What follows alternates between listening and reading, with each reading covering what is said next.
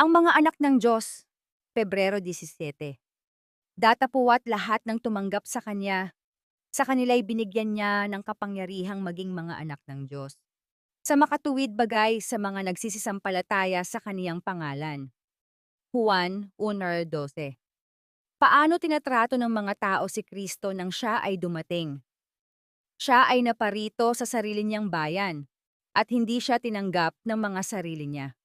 Juan 1:1. Kaya ito ngayon, ang kasaysayang ito ay paulit-ulit at uulit-ulitin bago dumating ang Panginoon sa mga ulap ng langit. Ang mga panlilinlang ni Satanas ay sasa kanila na naninirahan sa lupa.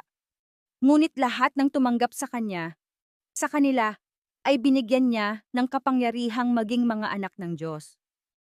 Matapos ibagay ang mundong ito bilang tirahan ng tao, tiningnan ito ng Diyos. At nagalak dito, binibigkas ito ng napakabuti. Kaya't siya ay tatanggapin at magagalak sa reformang ginawa ng mga taong sa pagtanggap kay Kristo bilang kanilang tagapagligtas ay nagkamit ng kapangyarihang maging mga anak ng Diyos. Ang unang kabanata ng Kolosas ay nagpapakita sa atin ng kataasan kung saan ito ay ating pribilehiyong matamo. Maaaring tayo ay puspos ng kaalaman ng kanyang kalooban sa lahat ng karunungan at espiritual na pagkaunawa. Lumalakad na karapat-dapat sa Panginoon, na mabunga sa bawat mabuting gawa at lumalago sa kaalaman ng Diyos. Pinalakas ng buong lakas, ayon sa kanyang maluwalhating kapangyarihan, sa buong pagtitiis at pagpapahinuhod na may kagalakan, na nagpapasalamat sa Ama, na nagpasya sa atin na maging kabahagi ng mana ng mga banal sa liwanag, na nagligtas sa atin sa kapangyarihan ng kadiliman at naglipat sa atin sa kaharian ng kaniyang minamahal na anak, na sa kaniya'y mayroon tayo ng pagtubos sa pamamagitan ng kaniyang dugo. Sa makatuwid bagay ang kapatawaran ng mga kasalanan. Kolosas 1:9-14. Hindi pa ba sapat ang kapighatian sa lupang ito na sinaktan ng kasalanan?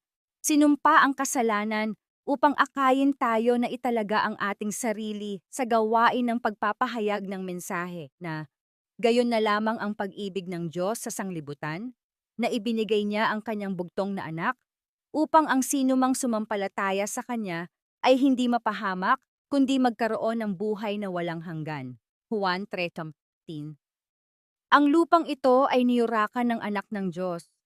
Siya ay naparito upang magdala ng liwanag at buhay sa mga tao, upang palayain sila sa pagkaalipin ng kasalanan. Siya ay darating muli sa kapangyarihan at dakilang kaluwalhatian upang tanggapin sa kanyang sarili ang mga taong sa buhay na ito ay sumunod sa kanyang mga yapak. Our Daily Devotional, February 17, 2025. From the devotional book That I May Know Him, pahina 54.